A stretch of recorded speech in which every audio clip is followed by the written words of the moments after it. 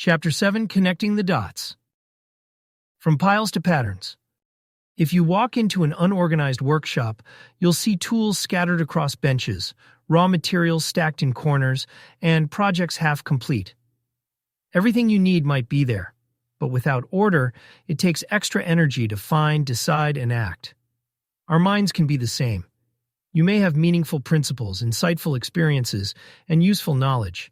Yet if they sit in isolation, their value remains locked.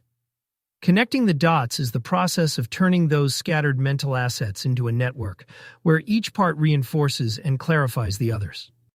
A mental framework isn't built from isolated facts. It's built from relationships between facts, principles, and experiences. When ideas are connected, meaning deepens. A principle like convert time into love stops being abstract when linked to a personal memory of choosing a friend's phone call over an extra work hour. Patterns emerge. You start noticing that your best decisions share certain conditions or thinking steps. Contradictions surface. When two beliefs are linked, it's easier to see if they pull against each other. Learning accelerates. Each new insight has multiple hooks in your system, making it easier to remember and apply. 3 kinds of connections to build. 1. Principle to action. Connect your anchor points directly to real behaviors. Example: if you value be warm-hearted and tough-minded, write down what that looks like in practice when giving feedback, making a hiring decision, or setting boundaries with family. 2. Experience to principle. Link life events, successes, failures, and turning points to the principles they confirm or challenge. Example: the time you overcommitted and burned out becomes a reminder for know what is more than enough. 3. Idea to idea. Connect insights from different domains into a larger pattern. Example: stoic acceptance of what you can't control, plus modern psychology's emphasis on locus of control. A reinforced mental habit of focusing on influence rather than frustration. CloudMind is a connection model. CloudMind works because nothing exists in isolation. Guideposts for living wisely are linked to personal narratives.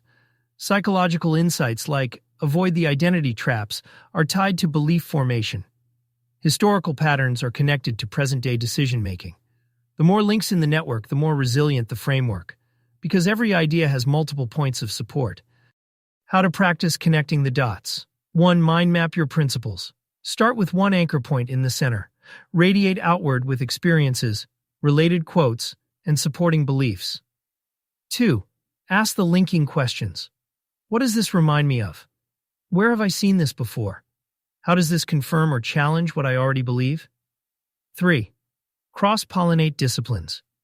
Deliberately connect ideas from unrelated fields, history to psychology, art to strategy, to see patterns others miss. 4. Keep a connection journal. When a new idea clicks with something you already know, write down the link. Over time, this becomes a visible map of your framework. Avoiding false connections. Not every link strengthens the framework. Be cautious of superficial similarities that mask important differences. Overgeneralization. Stretching a principle beyond its context until it becomes meaningless. Confirmation chaining. Linking only those ideas that already agree with each other, creating an echo chamber. A connected framework in motion. When your framework is well connected, a single new insight can improve multiple areas of your life. Confusion decreases because you can trace any idea back to its roots. Change feels less threatening because new information has a place to land. You stop navigating life as if each challenge is unrelated and start seeing everything as part of an integrated whole. Key takeaway: coherence comes from connection.